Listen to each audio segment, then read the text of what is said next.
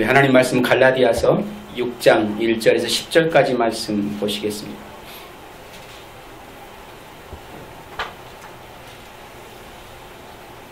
한 절씩 교독하십니다. 형제들아, 사람이 만일 무슨 범죄한 일이 드러나거든 신령한 너희는 온유한 심령으로 그러한 자를 바로잡고 너 자신을 살펴보아 너도 시험을 받을까 두려워하라. 너희가 주를 속이라 위하여 그리스도의 법을 성취하라. 만일 누가 아무것도 되지 못하고 된 줄로 생각하면 스스로 속임이라. 각각 자기의 일을 살펴라. 그리하면 자랑할 것이 자기에게는 있어도 남에게는 있지 아니하리니. 각각 자기의 짐을 질 것이라. 가르침을 받는 자는 말씀을 가르치는 자와 모든 좋은 것을 함께하라.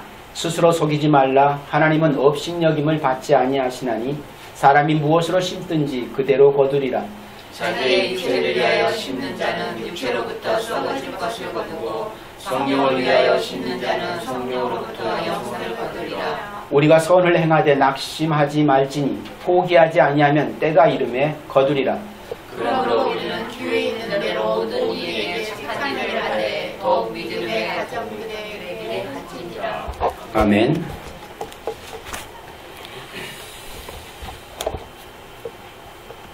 제가 표준 세번역 성경으로 한 번 더 읽어드립니다. 형제자매 여러분, 어떤 사람이 어떤 죄에 빠진 일이 드러나면 성령의 인도하심을 따라 사는 사람인 여러분은 온유한 마음으로 그런 사람을 바로잡아주고 자기 스스로를 살펴서 유혹에 빠지지 않도록 조심하십시오. 여러분은 서로 남의 짐을 져주십시오. 그렇게 하면 여러분이 그리스도의 법을 성취하실 것입니다. 어떤 사람이 아무것도 아니면서 무엇이 된 것처럼 생각하면 그는 자기를 속이는 것입니다. 각 사람은 자기 일을 살펴보십시오. 그러면 자기에게는 자랑거리가 있더라도 남에게까지 자랑할 것은 없을 것입니다. 사람은 각각 자기 몫의 짐을 져야 합니다. 말씀을 배우는 사람은 가르치는 사람과 모든 좋은 것을 함께 나누어야 합니다. 자기를 속이지 마십시오. 하나님은 조롱을 받으실 분이 아니십니다. 사람은 무엇을 심든지 심은 대로 거둘 것입니다. 자기 육체에다 심는 사람은 육체에서 썩을 것을 거두고 성령에다 심는 사람은 성령에게서 영생을 거둘 것입니다. 선한 일을 하다가 낙심하지 맙시다. 지쳐서 넘어지지 아니하면 때가 이를 때에 거두게 될 것입니다. 그러므로 기회가 있는 동안에 모든 사람에게 선한 일을 합시다. 특히 믿음의 식구들에게 더욱 그렇게 합시다. 좀 더 내용이 선명해지죠? 될 수 있으면 저는 개역성경보다는 표준 세번역을 보시는 것이 여러분들에게 오해 없이 성경을 볼 수 있는 내용이 될 것 같습니다. 가장 원어에 가깝게 해석되어진 성경입니다. 시중에 나와 있는 것 중에. 그렇기 때문에 될 수만 있으면 표준 세번역을 보시는 것이 성경을 이해하는데 아주 편리하고 여러분들이 쉽게 받아들일 수 있고 이해가 되어집니다. 그 이상의 설명이 필요 없을 정도로 성경을 가장 잘 이해할 수 있는 번역을 해 두었습니다. 그리고 언어에 가장 가깝게 번역이 됐기 때문에 이건 개역성경은 한자를 많이 사용을 했기 때문에 여러 가지 오해의 소지가 많습니다. 사실은. 그래서 될 수 있으면 표준 세번역을 보시는 것이 더 좋겠다라는 생각을 합니다. 오늘 본문 갈라디아서 6장 1절 10절까지 말씀을 가지고 우리 한 해 주제가 복음을 기쁨으로 전하는 해로 정했습니다. 그래서 복음을 기쁨으로 전한다는 것은 이라는 제목으로 같이 은혜 나누기를 원합니다. 제가 사실 이 본문의 내용을 쭉 읽으면서 설교를 준비하는 동안에 너무 큰 은혜를 받았습니다. 그리고 그동안 어떻게 성도로 산다라는 거, 복음의 기쁨을 나눈다고 하는 것 자체를 너무 상투적으로만 이해해 왔을까라는 생각을 하게 됐는데, 복음을 기쁨으로 전한다라는 것이 바로 이런 내용을 담고 있었구나라고 하는 사실을 너무나도 확실하게 깨달아지는 그런 시간이기도 했습니다. 올 2015년 새해는 복음을 기쁨으로 전하는 해라 이렇게 분명히 정했습니다. 지난해는 뭔 줄 아십니까? 2014년도 교회 주제가 하나님의 은혜를 바로 아는 해였습니다. 그런데 그 은혜를 바로 알면 우리에게 자동적으로 나와야 될 것이 그 복음의 기쁨을 전하는 삶을 사는 것이 마땅하다. 만약 그 삶이 내 삶 속에서 제대로 실천이 안 되어지고 있으면 하나님의 은혜가 아직 무엇인지를 깨닫지 못하고 있는 그런 삶의 현실이기도 할 것입니다. 그 은혜가 너무 감격스러운데 그 감화와 감동을 누군가에게 딜리버리지 않는다라고 하는 것은 이기적이든지 아니면 그 은혜가 아직도 뭔지를 모르든지 둘 중에 하나일 것입니다. 오늘 우리의 삶 속에서 복음을 기쁨으로 전하는 삶을 산다고 하는 것 과연 어떤 의미를 담고 있을까? 성도로 부름받은 그 순간부터 이 삶을 위해서 저와 여러분들을 존재케 하고 있다라고 하는 사실도 우리가 분명히 인식할 수 있어야 할 것입니다. 이유는 간단합니다. 심어야 거둘 수 있기 때문에 복음은 기쁨으로 전해져야 합니다. 심어야 걷잖아요. 심지 않고 막연히 기대하는 것은 신비주의죠. 아무것도 안 하면서 기도만 하는 거 신비주의라고 얘기합니다. 내 행동이 따르지 않는 것, 그걸 소위 세상 사람들은 언행일치라고 얘기합니다. 언행일치가 되어지지 않는 것은 그건 속이는 거죠. 자기 기만인과 동시에 타인을 기만하는 것입니다. 오늘 우리의 삶 속에 똑같은 원리라고 보아집니다. 언행일치가 이루어지지 않는 우리의 삶은 나를 기만할 뿐만 아니라 하나님도 기만하고 있는 거죠. 그러니까 기도의 분량이 많은 것은 오늘 우리의 삶 속에 불이익을 당할 수 있는 여지가 많다라는 것도 생각해 보셔야 돼요. 그렇죠? 내가 기도한 만큼 그것이 액션으로 삶 가운데 나오지 않으면 그건 하나님을 기만하는 겁니다. 그러니까 한마디의 기도를 하더라도 내가 실천할 수 있는 걸 기도하십시오. 이게 대단히 중요합니다. 왜 그렇습니까? 기도는 내 삶을 반영하는 것입니다. 그냥 막연히 허공에다 대고 질러대는 게 아니라는 얘기입니다. 내가 그렇게 살기를 작정하고 내가 그런 삶을 살아내기를 원하여서 하나님 앞에 간구하는 것입니다. 그리고 하나님의 뜻이 내 뜻과 맞아떨어지게 되어지면 그 삶이 내 속에서 그대로 재현되어지고 일어나겠죠. 그런데 그렇지도 않는 기대, 아무런 기대도 없고 아무런 바람도 없고 그저 막연히 그랬으면 좋겠다라고 하는 그런 기도를 남발하게 되어지면 그게 어떤 기도입니까?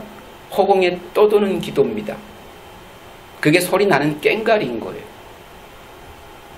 오늘 우리의 삶 속에 좀 2015년도는 좀 진지하게 살았으면 좋겠다라는 생각을 합니다. 우리의 신앙도 우리의 삶도 좀 더 깊어지고 좀 진지해졌으면 좋겠고 하나님에 대한 이해를 좀 더 솔직하고 정면으로 그렇게 알아갔으면 좋겠다라는 생각을 해봅니다. 심고 거두는 거 망고불변의 법칙입니다. 그렇지요? 콩을 심어야 콩이 나죠. 콩을 심어놓고 무화과 열매를 기대하면 되겠습니까? 안 되는 거죠. 근데 우리 한국교회 현실 안에 가장 불행한 것은 콩을 심어놓고 사과 열매를 기대합니다. 제가 왜 이렇게 표현하는지 아시겠죠? 콩을 심으면 콩이 나야 되는 거예요. 그게 정상입니다. 그런데 콩 심어놓고 사과 열매 기대하고 있으면 그건 불신앙입니다. 하나님을 기만하는 거예요. 결국 내 삶으로 드러나 보여지지 않을 내용을 담아 어떤 것을 아무리 열심히 간구하는 것은 우상을 섬기는 것이지 하나님을 섬기는 것 아니다라는 것도 좀 우리가 생각을 해보았으면 좋겠다라는 이해를 갖습니다. 내가 할 수 있는 걸 하나님 앞에 내려놓으시고 그것이 삶으로 열매를 맺어가도록 최선을 다해서 노력해야만 됩니다. 심지 않고 거두는 역사를 기대하지 마십시오. 그럼 교회가 부흥이 안 된 게 심지 않아서 그렇습니까? 아니요. 그것과는 다른 문제입니다. 잘 생각해 보세요. 우리의 삶의 내용과 교회 역사에 대한 내용은 다른 부분이에요. 교회 역사는 하나님이 주도해 가시지만 여러분의 삶의 역사는 하나님과 여러분의 합작품입니다. 그걸 분명히 기억하시라는 거예요. 그건 좀 다른 이해의 부분입니다. 그러나 적어도 내가 성도라면 이 땅에 살아가는 동안에 무엇을 심어야 할까 정도는 알고 사는 것이 좋지 않겠는가 라는 생각을 해봅니다. 그러면 저와 여러분들이 알아야 할 것이 복음을 기쁨으로 전하는 것이 무엇인지를 알아야 전할 수 있을 거 아닙니까? 그렇죠? 막연한 생각 가지고 복음 전할 수 있습니까? 없습니다. 분명히 그 복음 전하는 내용이 무엇을 담고 있어야 되는지 정확하게 알고 있어야 돼요. 사실 오늘 본문의 말씀 속에서 복음을 기쁨으로 전하는 것을 어떻게 정의하고 있는가 저에게 묻는다면 딱 한마디입니다. 서슴없이 서로 짐을 져주는 것이다. 서로 짐을 져주는 거예요. 여러분들은 복음을 어떻게 전하시기를 원하십니까? 상대방의 짐을 져주지 않고는 복음이 전달되지 않습니다. 이 시대에 복음 전하라 그러면 뭔만 합니까? 자기 자랑만 합니다. 자기 잘난 거, 자기 잘된 거. 아니요, 그건 복음 아닙니다. 복음은 이 땅에 와서 죄인의 짐을 져주는 거였어요. 그 이해가 되십니까? 복음은 이 땅에 오심과 동시에 섬기러 오셨어요. 섬김을 받고자 함이 아니었습니다. 오늘 저와 여러분들이 복음의 짐을 지는 것은 남의 짐을 져주는 거예요. 그것으로만 그 복음이 가장 기쁘게 딜리버리 될 수 있겠다라는 생각을 갖게 되어집니다. 혹 여러분들은 세계의 지혜가 무엇인지 아십니까? 세계의 지혜. 성공학자 지그지글라의 세계의 지혜라는 글에 보면 이런 얘기가 있습니다. 현명한 지혜의 왕이 현인들을 불러놓고는 세계의 지혜를 정리해오라 라고 그렇게 명을 내립니다. 그들은 세계의 모든 지혜를 다 모아가지고 12권의 책을 만들어 가져왔습니다. 그때 왕이 하는 말이 이것은 너무 많은 분량이니 사람들이 읽지 않을 것이니 그러니 적은 분량으로 줄여오라고 다시 명을 내립니다. 그래서 그들은 한 권의 책으로 그걸 줄여왔습니다. 왕은 이것도 많으니까 더 줄여오라 라고 그렇게 명을 내립니다. 그래서 그들은 그 한 권의 책을 한 페이지로 줄여왔습니다. 왕은 다시 말하기를 이것을 한눈에 볼 수 있도록 한두 마디로 줄여오라 라고 요구를 합니다. 그들은 세계의 지혜를 5글자로 줄여왔습니다. 왕은 대단히 그것을 보고 만족해했습니다. 그게 뭔지 아십니까? 뭘 것 같아요?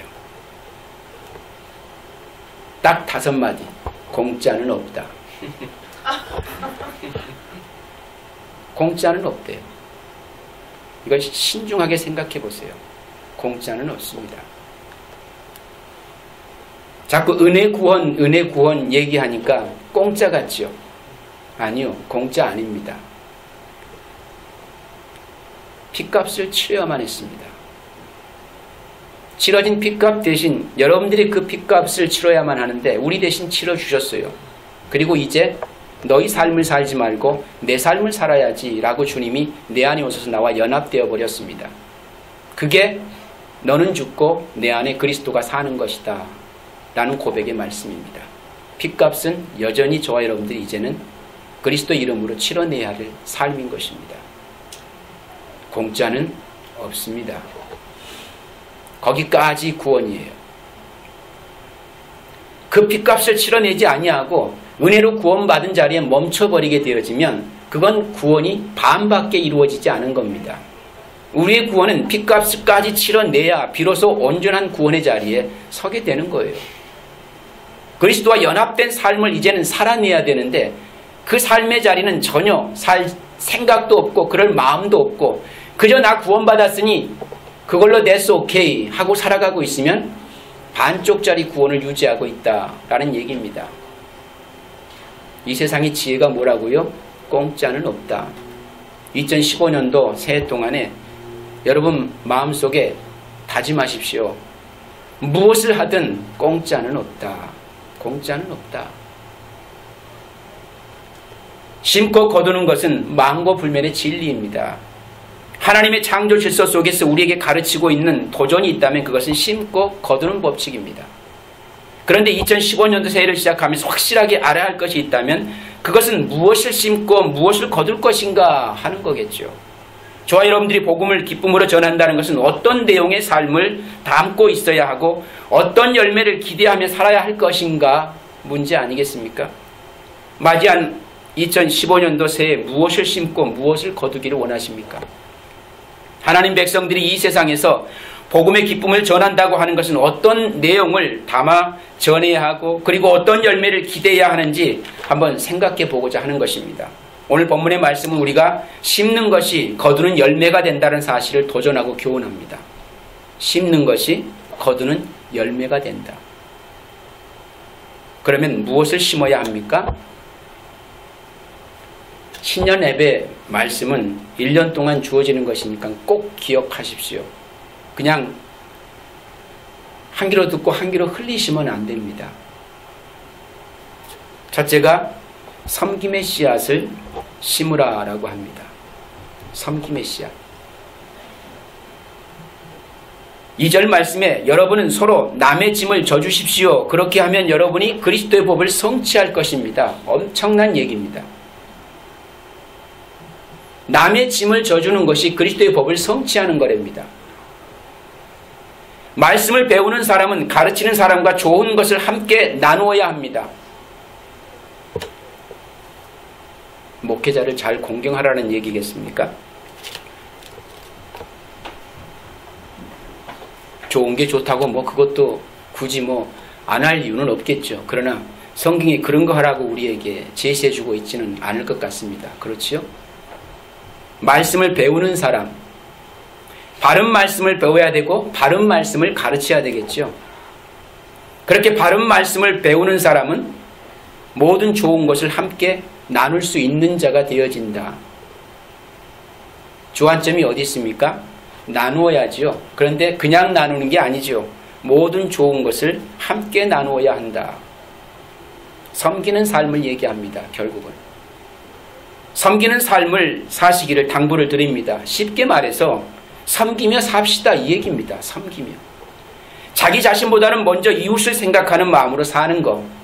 좋은 지도자가 되기 위해서는 바른 것으로 섬기는 것을 잘 배워야 되겠죠. 못된 것, 이상한 것 배워가지고 그런 거 자꾸 가르쳐서 자기만 섬김받고 성도들은 평생 섬겨야 되는 대상으로 그렇게 만들어 놓는 그런 모습이 아니라 서로 바른 것으로 섬기는,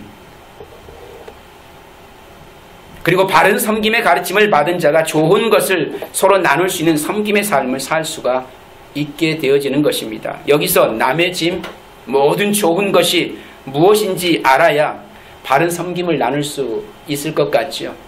그냥 막연한 섬김도 아닙니다. 우리가 진짜 막연한 좋은 것이 아닙니다. 정말 좋을 수밖에 없고 남의 짐을 져주는 것이 어떻게 하는 것이 져주는 것인지를 바로 알아야 진짜 섬김의 삶을 살아낼 수 있지 않겠는가. 물론 심지도 않고 거두려는 발상은 강도와 같은 행위가 되어질 것이고 모르고 심고 거두는 법칙을 적용할 때 너무도 무리한 행동이 될 수도 있습니다.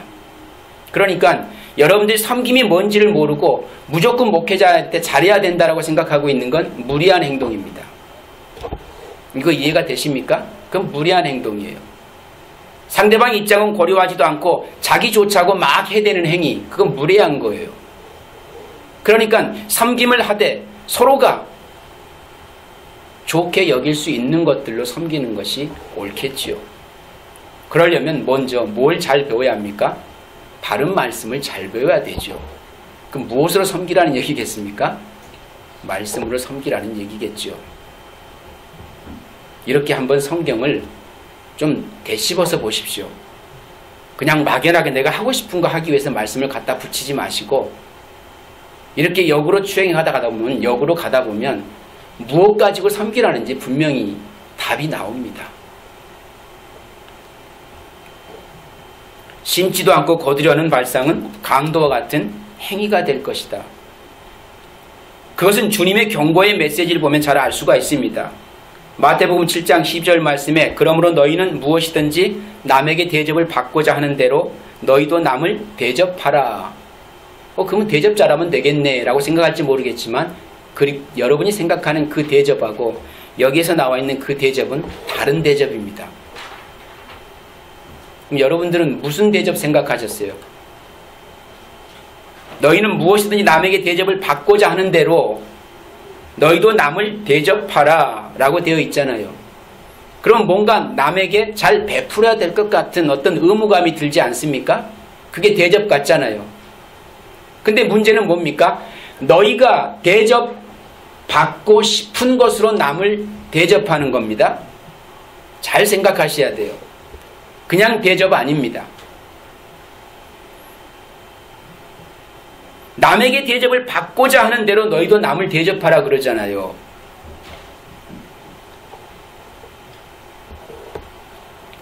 그런데 성경에는 섬기는 것도 그냥 하는 것이 아니라 남의 짐 모든 좋은 것들을 함께 나누라고 말씀하고 있는 것을 볼 수가 있습니다.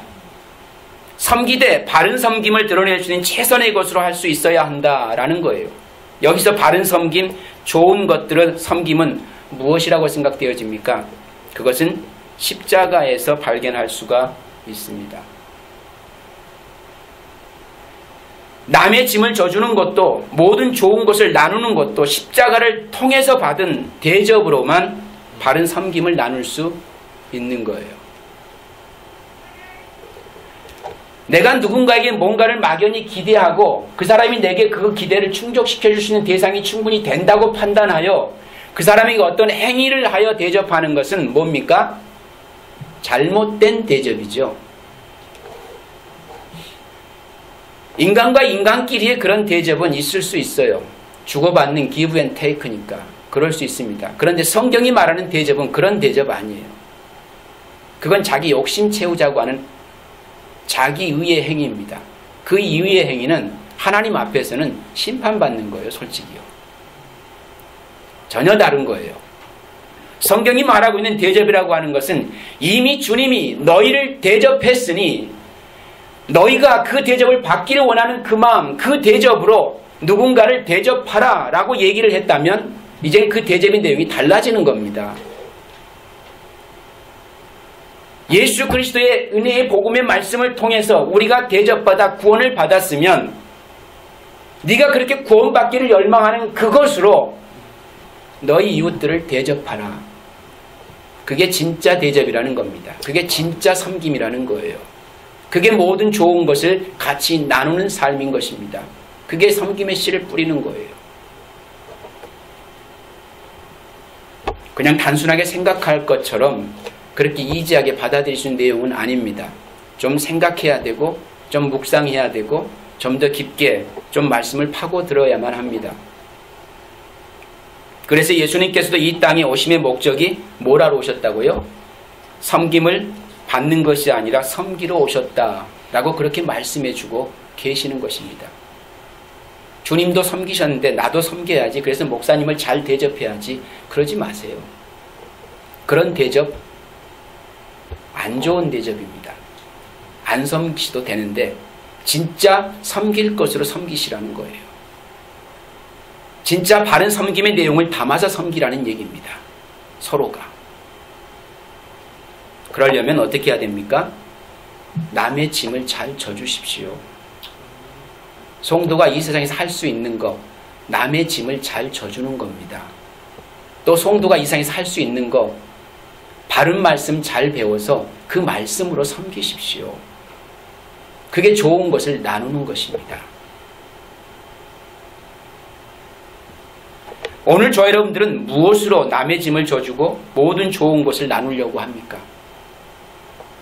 오늘 본문의 말씀 속에서 남의 짐을 져주는 섬김은 상대방의 허물을 나의 허물로 인식하는 것이라고 말씀합니다.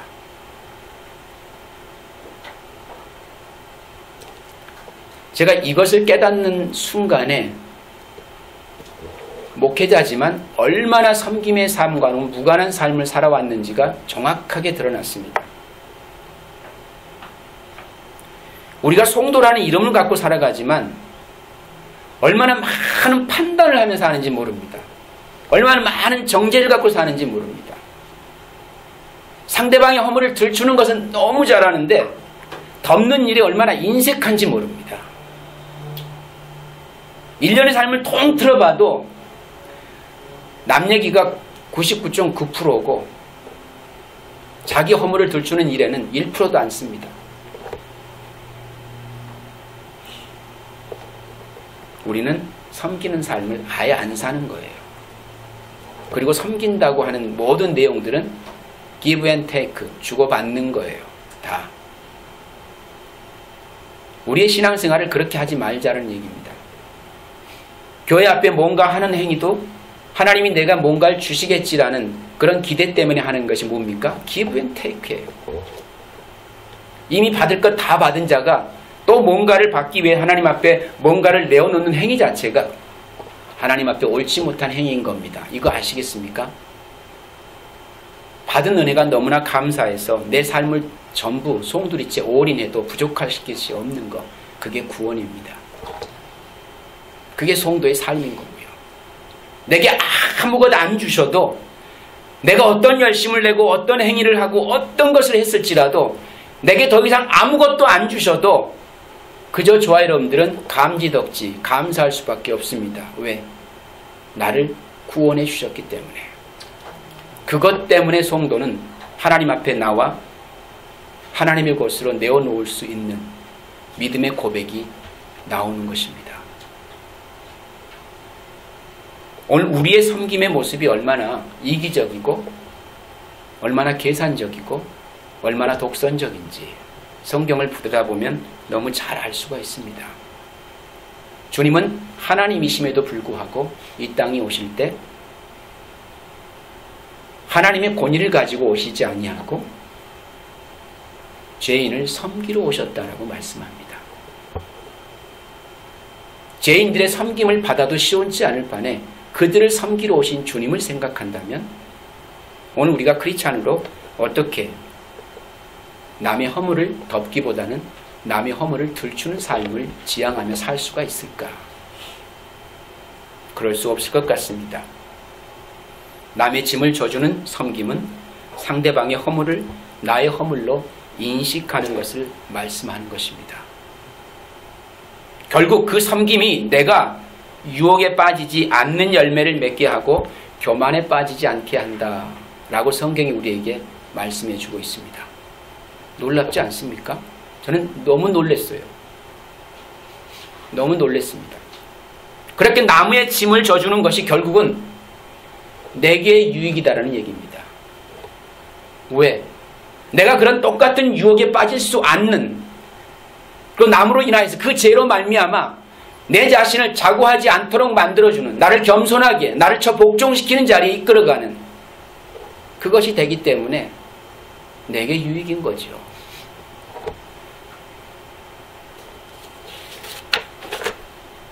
그 섬김이 결국 내 안에 무엇을 성취한다고요? 그리스도의 법을 성취한다. 그리스도의 법. 예수님께서 이 땅에 오셔서 율법을 완성하러 오셨다고 말씀하고 계십니다. 그리스도께서 이루시고 완성하신 구원이라고 하는 그 율법의 완성의 자리를 오늘 우리에게 선물하셔서 이제 저와 여러분들로 하여금 그 법을 성취하는 자로 삶을 살게 하시는데 그 삶을 살아낼 수 있는 성도의 삶은 남의 짐을 져주는 것이다. 섬김입니다. 섬기며 사는 것. 남의 허물을 내 허물로 인식하는 마음가짐. 그게 섬김이에요. 어렵고 힘든 사람 돈 한 푼 쥐어주고 이걸로 따뜻하게 겨울 보내 라고 하는 것도 좋은 일이긴 합니다. 그러나 그것을 섬김이라고 말하지는 않습니다. 진짜 섬김은 그의 아픔과 그의 고통 속을 그 참담한 현실을 내 현실로 인식하는 거예요. 그 마음 역시 향하는 모든 행위는 가식이고 위선인 겁니다. 솔직히. 진짜 섬김은 그 마음을 담아 그 사람의 자리에 서보는 거예요. 그게 남의 짐을 져주는 것입니다. 누군가를 섣불리 사랑한다고 고백하는 것도 얼마나 우리는 이기적인지 모릅니다. 주님이 저와 여러분을 사랑하시는 그 사랑은 전혀 이기적이지 않습니다. 아낌없이 다 쏟아 부어 내시는 사랑이었어요. 생명까지도. 오늘 우리의 섬김의 내용은 그 내용을 담고 있어야 된다. 왜 그렇습니까? 그 대접을 받았잖아요, 우리가. 그 대접을 받았기 때문에. 내가 받기를 원했던 그 대접, 죄와 사망의 자리에서 구원받을 수 없는 내 처지와 환경을 너무나 잘 아는 나가 그 주님부터 그 대접을 받고 나의 소망이 그 주님 때문에 이루어졌잖아요. 그 대접으로 우리 이웃을 대접하라 라는 얘기입니다. 그 섬김, 주님은 그 섬김을 위해서 이 땅에 오셨다라고 말씀하십니다.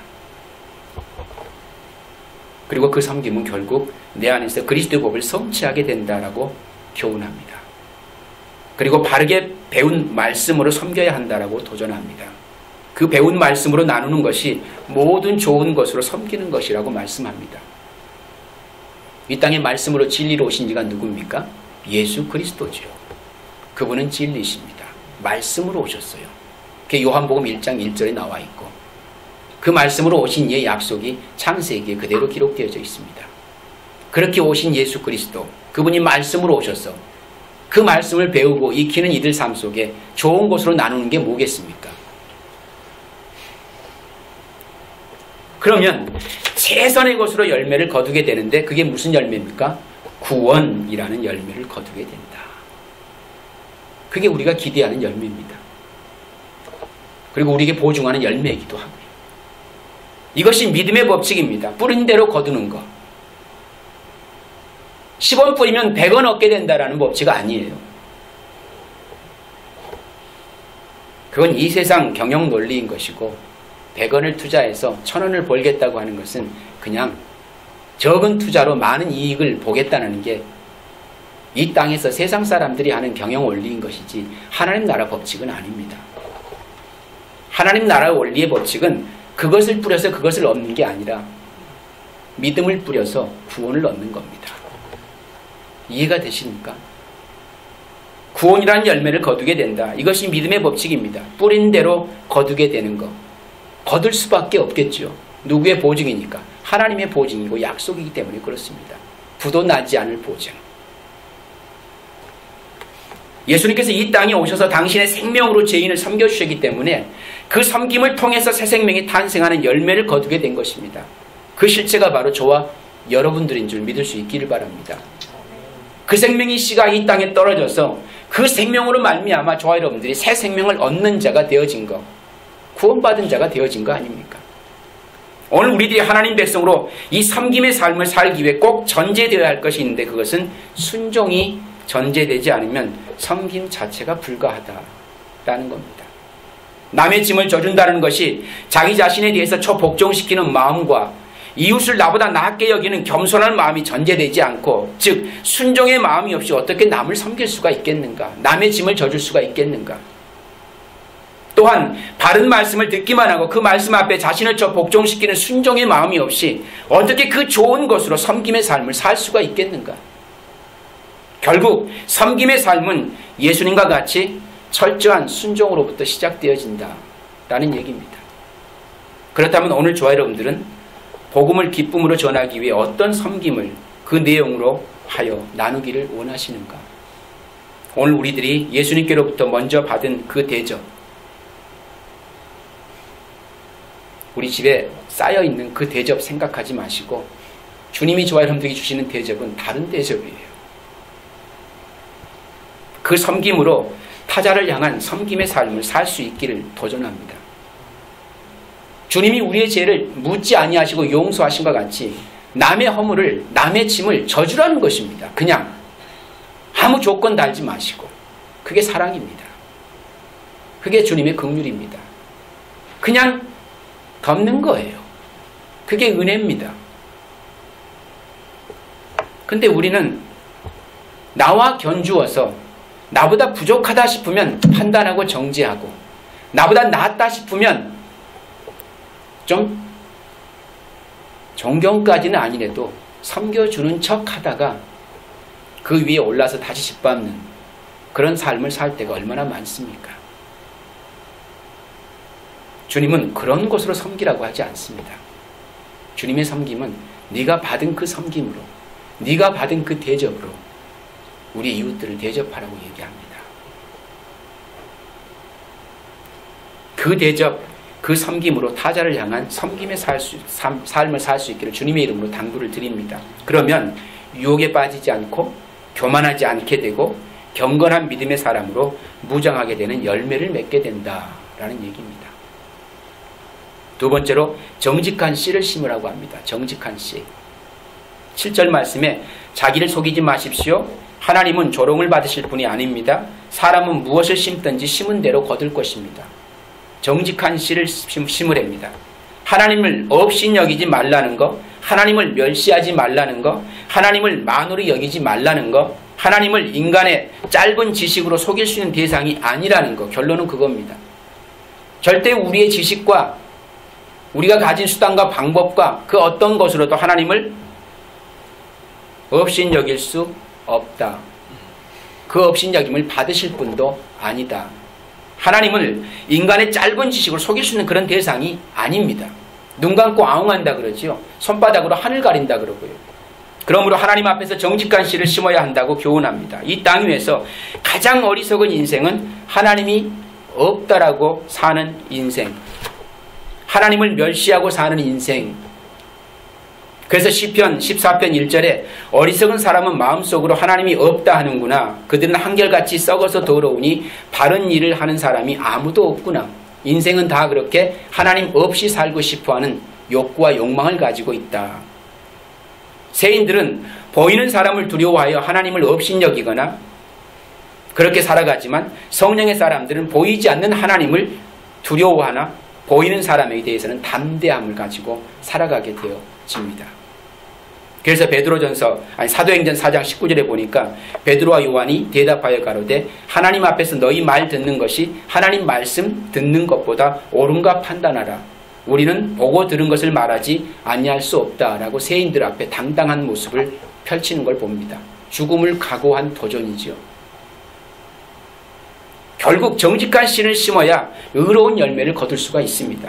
하나님을 없이 여기는 씨를 심으면 우리가 이 땅에서 살아가면서 없인 여김을 받게 될 것입니다. 뿌린 대로 거두게 되는 것이 인생이다라는 거겠죠. 그런데 인생이 하나님 앞에 정직하다라는 것은 무엇으로 알 수가 있게 되는가 하는 겁니다. 그것은 예수 그리스도가 절대적으로 나의 구원에 필요하다라고 하는 사실을 인정할 수 있는 그 마음입니다. 그게 정직한 마음이에요. 그런데 정직하지 않은 마음은 어떤 마음입니까? 예수 그리스도 없이도 나는 얼마든지 잘 살 수 있다. 구원받을 수 있다. 생각하는 마음이 정직하지 않는 마음입니다. 다른 말로 내가 얼마나 하나님 앞에 가증한 죄인일 수밖에 없는가를 절실히 고백하는 것이 정직한 마음인 거고, 여기서 하나님을 신뢰하는 믿음, 하나님을 없이 경호들이 만원히 여기는 그 모습으로 나누어지게 되어지는 것입니다. 또한 인생이 하나님 앞에 정직하냐 아니면 거짓되냐의 갈림길이 되기도 한 것입니다. 그러니까 정직하다는 것은 내 실체를 바로 인식하고 있느냐 없느냐의 문제인 겁니다. 내가 남을 속였느냐 안 속였느냐의 문제가 아니라는 얘기겠죠. 그 정직의 문제는 하나님 앞에 정직한 씨를 뿌려라 라고 하는 것은 내가 누굴 속이느냐 안 속이냐의 문제가 아닙니다. 너 죄인 맞지라고 했을 때 나 죄인 맞아요 라고 인식하는 거, 그리고 하나님의 은혜로만 의인될 수 있지요 라는 고백을 낼 수 있는 거, 그걸 정직하다 그럽니다. 그런데 그거 없이도 나는 얼마든지 정직하게 살 수 있어요 라고 얘기하는 거, 나는 얼마든지 의인될 수 있어요 라고 얘기하는 것이 거짓이라는 얘기입니다. 오늘 우리가 뿌려야 할 씨는 그 정직함입니다. 하나님 앞에서, 십자가 앞에서. 그런 면에서 오늘 저 여러분들은 정직하신가 라고 하는 겁니다. 우리는 하나님 앞에 정직한가. 그래서 정직한 사람은 성령에다 심는 사람들이 되는 것이고, 거짓된 사람은 육체에다 심는 사람이 된다라는 겁니다. 열매가 전혀 다르죠.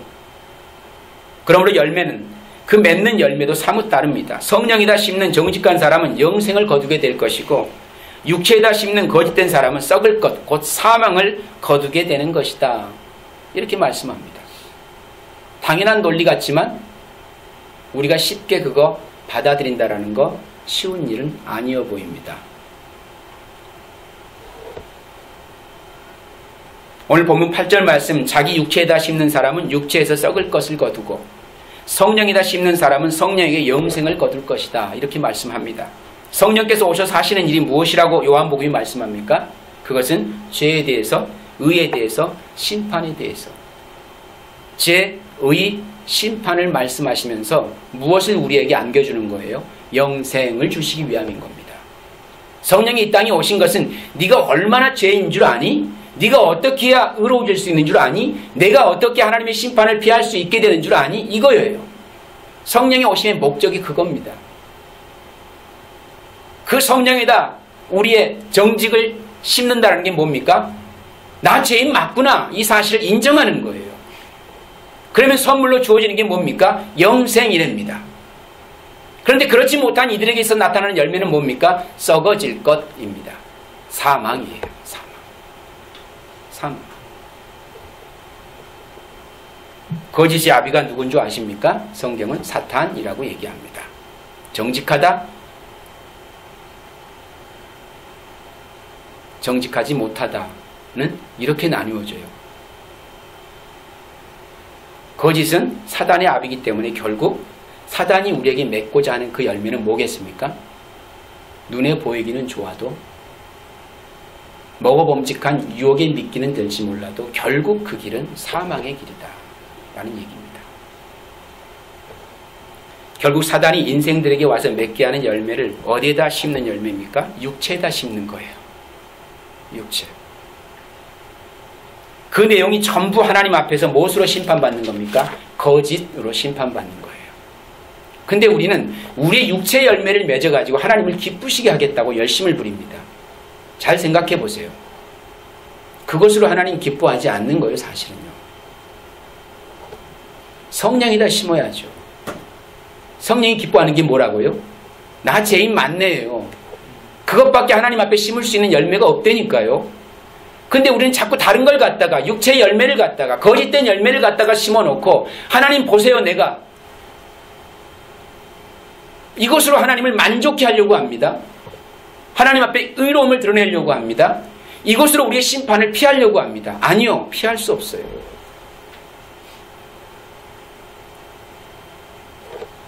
육체를 따라 사는 것은 어떤 모습을 예로 들 수가 있습니까? 성경이 정확하게 얘기해 줍니다. 갈라디아서 5장 19절 21절 상반절에 보면 음행과 더러운 것, 호색과 우상숭배, 술수와 원수 맺는 것, 분쟁과 시기와 분냄과 당짓는 것, 불리함, 이단과 투기와 술취함, 방탕함, 또 그와 같은 것이라 이렇게 얘기합니다. 그러니까 더 많이 있습니다. 결국 우리 인생이 하고 살아가는 모든 것이 다 뭡니까? 육체의 열매를 맺는 것들이에요. 어떻게 보면. 그런데 이런 일을 일삼는 것은 하나님 나라를 유업으로 받지 못한다라고 성경이 얘기합니다. 그런데 신령한 씨를 심는다고 하는 것은 사랑과 희락과 화평과 오래 참음, 자비와 양성, 충성, 온유, 절제. 이렇게 갈라디아서 5장 22절 23절에 말씀합니다. 결론은 무엇입니까? 심은 대로 거둔다. 육체에 심으면 썩어질 것을 거두게 되는 거고, 성령에 심으면 영생을 걷게 되는 것인데, 성령에다 심을 수 있는 건 뭡니까? 성령이 오신 목적이 죄에 대해서, 의에 대해서, 심판에 대해서니까 결국 저와 여러분들의 죄를 하나님 앞에 인정하는 겁니다. 그래야 예수 그리스도가 우리에게 구원의 선물로 주어질 수가 있는 것이니까. 그래야 영생의 열매를 맺는 겁니다. 그렇지 않은 모든 열매로 주님의 하나님을 만족케 하려고 하는 우리의 모든 행위가 뭐가 되는 겁니까? 거짓 열매가 되는 거예요. 육체에 심는 열매가 되어집니다. 그런 것들을 추구하지 말고 살라는 얘기가 아닙니다. 우리가 하나님 앞에서 어떤 씨를 심어야 될지를 좀 바르게 알고 신앙생활을 했으면 좋겠다라는 것입니다. 이 땅에 살아가는 우리의 삶의 현실, 육체 한계를 갖고 있는 살아가는 우리의 삶은 이 세상이 필요로 하는 모든 걸 다 필요로 합니다. 이 육체를 벗기 전까지는요. 그것들은 얼마든지 저와 여러분들의 열심과 노력에 의해서 얻을 수도 있고 때로는 실수하여 잃을 수도 있습니다. 근데 그것을 하나님이 좌지우지하고 있다고 판단하는 그 생각을 버려야 돼요. 하나님은 거기에 관심 있는 게 아닙니다. 우리의 영혼에 관심이 있습니다. 네가 정말 성령의 씨를 잘 뿌리고 있는지, 정직한 씨를 뿌리고 있는지, 네가 십자가 앞에 설 때마다 너 죄인인 것을 인정하고 살아가는지, 이걸 물으십니다. 너 예수 그리스도 필요하니? 물으세요. 그때마다 정직하게 주님 없이는 안 돼요. 이 고백을 하나님은 듣기를 원하세요. 그리고 그 고백 안에 영생이라는 열매가 보장되어지는 것입니다. 육체에서 얻어진 것들, 육체로 수확한 것들을 가지고 그 영생을 얻으려고 하지도 마시고, 얻을 자격이 안 되는 이들이 그걸 가지고 와서 그것과 바꿔서 영생을 가지려고 하지도 마세요. 교회는 그런 곳이 아니잖아요. 교회는 그런 곳이 아닙니다. 이곳에 와서 내가 얼마나 하나님 앞에 죄인일 수밖에 없는지를 절절하게 느끼고 고백하고 깨달아 그 주님의 은혜로만 살겠다고 고집하고 다짐하고 결단하여 이 세상 속에서는 남의 짐을 져주는 삶을 살아가고, 내가 이곳에 배운 하나님 그 말씀, 그 진리로 그들과 그 진리를 나누면서 진짜 행복이 무엇인지 그들과 기쁨으로 나눌 수 있는, 그런 정말 세상 가운데 큰 믿음의 존재감으로 살아가는 그런 삶을 살라고 저 여러분들을 주의 자녀로 불러주신 것이다 라는 겁니다. 결론은 심은 대로 거두는 겁니다. 그러므로 저와 여러분들 하나님 앞에서 정직한 씨를 성령에 심어서 영생의 열매를 맺는 그런 2015년도 새해가 되었으면 좋겠다. 시간은 좀 갔지만 마지막까지 말씀드릴게요. 세 번째가 인내의 씨를 심으라는 겁니다. 이거 없으면 우리의 믿음 헛되고 헛될 수 있습니다.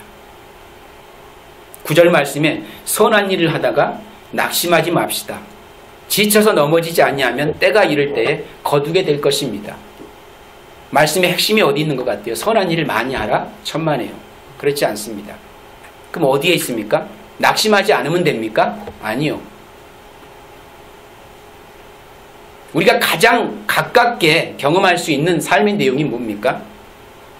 지쳐서 넘어지지 아니하면입니다. 여러분의 인생을 살아가면서 지쳐서 넘어지지 아니하면 때가 이를 때 거두게 될 것이다. 그 전제 속에 뭐가 있는 거예요? 우리의 인생이 얼마나 고달플지를 말씀합니다. 그래서 뭐가 필요합니까? 인내가 필요해요. 그렇지 않으면 얼마나 좋겠습니까? 지쳐서 쓰러지지 아니하면, 넘어지지 아니하면, 이 전제가 없이 선한 일 해라, 낙심하지 말아라, 때가 되면 거두게 된다, 이렇게 얘기해주면 얼마나 좋아요. 그런데 문제는 거기에 있는 게 아닙니다. 선한 일 안 해서도 아니고 낙심하지 않아서도 아닙니다.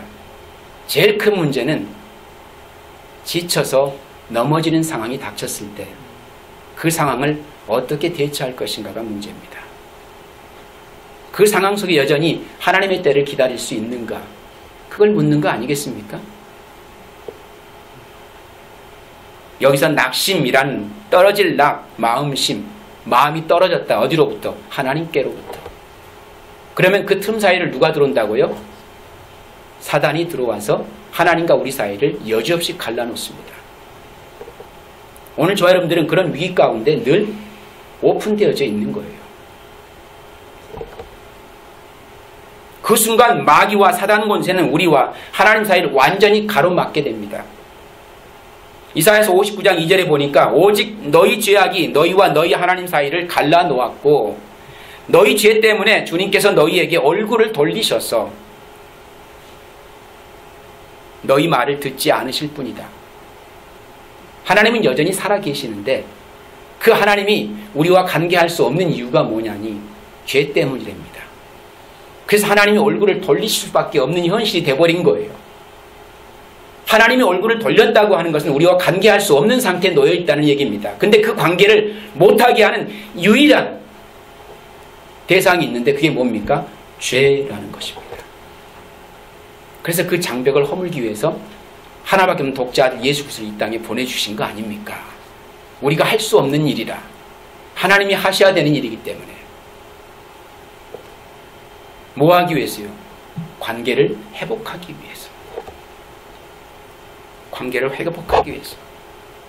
오늘 저 여러분들이 하나님을 바라보지 않고 세상을 바라보고 세속의 침륜에 빠져 들어갈 때 우리 속에 가라지가 자라기 시작하게 된다는 것이 마태복음 13장 25절 말씀의 내용입니다. 어디를 바라볼 때요? 세상을 바라볼 때. 그러므로 어떻게 해야 한다고 교훈합니까? 선을 행하되 인내의 씨를 심으라 라고 말씀합니다. 인내의 씨. 그러면 때가 되면 어떻게 됩니까? 거두게 된다. 거두리라. 지혜자 솔로몬이 전도 3장 1절 말씀에 천하의 범사에 기한이 있고 모든 목적이 이룰 때가 있다라고 말씀합니다. 여기 전제도 뭡니까? 인내할 수밖에 없는 것이 오늘 성도의 인생 여정입니다. 날 때가 있고 죽을 때가 있습니다. 심을 때가 있고 심을 것을 뽑을 때가 있답니다. 이처럼 심판은 하나님의 때 꼭 주어지는 필연적인 것인데 그래서 그 때를 기다리지 못하고 조급한 인생을 일을 그르치기 쉬운 겁니다. 조바심 나는 신앙생활은 매번 실패와 낙심천만인 거예요. 성도들에게 있어서 믿음의 본질은 예수 그리스도이지만 행위는 인내, 기다림으로 담아내라는 것을 볼 수가 있습니다. 저 여러분의 성도의 인생은 믿음의 대상은 예수 그리스도입니다. 그런데 그 성령에 예수 그리스도의 성령을 의지하여서 뭐 하라는 겁니까? 인내하라는 거예요. 기다리는 것입니다. 그게 성도의 신앙의 행위의 내용을 담는 겁니다. 기다리고 인내한다라는 전제하에 뭐가 있다고요? 고통이 따를 수밖에 없는 것이 성도의 삶의 내용이다. 하나님의 때를 기다리고 뒤로 물러서서 낙심하지 않고 때를 기다리고 있어야 한다. 오늘 저와 여러분들이 눈여겨보셔야 할 단어가 있는데 그것은 지쳐서 넘어지지 않으면입니다. 지쳐서 넘어지지 않으면. If we do not give up. 상대적으로 지쳐서 이제는 넘어지기 일보 직전까지 서게 되는 것이 삶이고 성도들에게는 그 삶의 현실이 꼭 뒤따를 수밖에 없다는 사실을 인식하라는 거예요. 지난 2014년도 정말 힘든 시간들을 보냈습니까? 근데 다 멀쩡하게 살아있네요. 2015년도 어떻게 펼쳐질까요? 아마 상상치도 못하는 또 어려움이 주어질 수도 있겠죠. 아니 그렇지 않고 너무 순탄하게 탄탄대로 순항을 할 수도 있습니다. 그런데 어떤 모양이 우리에게 주어지든 다 뭡니까? 인내하지 않으면 안 되는, 기다리지 않으면 안 되는, 하나님의 때를 기다릴 수밖에 없는 현실이라는 사실은 변함이 없습니다. 아무리 순탄대로의 삶을 걸어가도 여전히 우리가 하나님의 때를 기다릴 수밖에 없는 것이 저와 여러분들의 삶입니다. 아무리 힘든 여건 속에 놓여져 있어도 여전히 하나님의 때를 기다려야 하는 것이 우리의 삶의 현실이다라고 하는 사실을 생각해 보게 되어집니다. 이런 삶 속에서 인내할 수 있어야 합니다. 그것은 선한 일, 곧 복음을 전하는 일은 생명의 씨를 뿌리는 것이기 때문에 꼭 하나님의 때에 기쁨으로 단을 거두게 되는 일이기 때문이라는 확신에서 근거한 것입니다. 하나님은 우리들 같이 조급하지 않으십니다. 시편 127편 5절과 6절 말씀에 눈물을 흘리며 씨를 뿌리는 자는 기쁨으로 거두리로다. 그냥 뿌립니까? 눈물로 씨를 뿌린대요. 저는 요즘 성경을 보다 보니까 이제는 이해가 돼요. 그냥 씨를 뿌리면 됐지 왜 또 눈물로 뿌려야 하나? 이런 것이 처음에는 잘 이게 매체가 안 됐는데 씨를 뿌리는데 얼마나 즐거운 일입니까? 그런데 눈물로 씨를 뿌리면입니다. 이제는 이해가 가요. 왜 그러는지. 울며 씨를 뿌리러 나가는 자는 정령 기쁨으로 그 단을 가지고 돌아오리라. 약속입니다. 이것을 두고 뭐라고 표현할 수 있습니까? 고생 끝에 낙이 온다. 고진감래. 예. 그렇잖아요. 절대 우리의 믿음 생활을 불로소득하려고 하지 마십시오. 그런 건 없습니다. 공짜가 없다니까요. 이처럼 생명의 씨는 인내로 심는 겁니다. 눈물 없이는 안 되는 거예요. 한 영혼을 구원하는 일이 그렇게 쉽습니까? 가서 내 자랑 확 퍼붓는다고 내가 예수 믿고 얼마나 잘 됐는 줄 아니? 이런 거 자랑 늘어놓는다고 그 영혼이 바뀔 것 같습니까? 열받지. 대놓고 얘기는 못해도 뒤돌아서서 지만 잘났나. 그런 거 하지 마시고 뭐 하라는 얘기입니까? 나의 부끄러움, 나의 수치, 나의 연약함, 나의 불편한 진실, 그걸 나누는 겁니다. 그걸 자랑으로 하는 거예요. 그게 바울의 고백이잖아요. 우리 인생이 자랑할 수 있는 것은 다 배설물로 여기고, 우리 인생이 자랑할 수 없는 것을 하나님 앞에 자랑거리로 삼는 거, 그게 믿음입니다. 그걸 자랑하라 그러는데 엉뚱한 걸 가서 자랑하고, 연약한 사람 기나 죽이고, 믿음 없는 사람 형편없이 만들어 놓고 와서 나 전도했다 그러면 그게 전도입니까?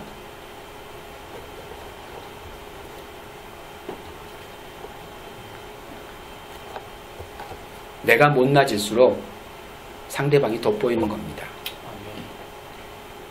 그게 전도예요. 그게 전도입니다. 이것을 두고 뭐라고 표현하냐고, 고생 끝에 낙이 온다. 눈물로 씨를 뿌려야 돼요. 눈물로. 이처럼 생명의 씨는 인내로 심는 겁니다. 그것은 하나님 때에 꼭 열매로 수확할 수 있게 될 것이기 때문입니다. 하나님의 보증입니다. 그것만 보증하세요.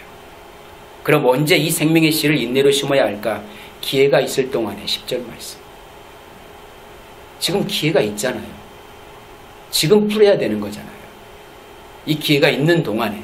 이 기회 지나고 나면 기회도 없습니다, 이제.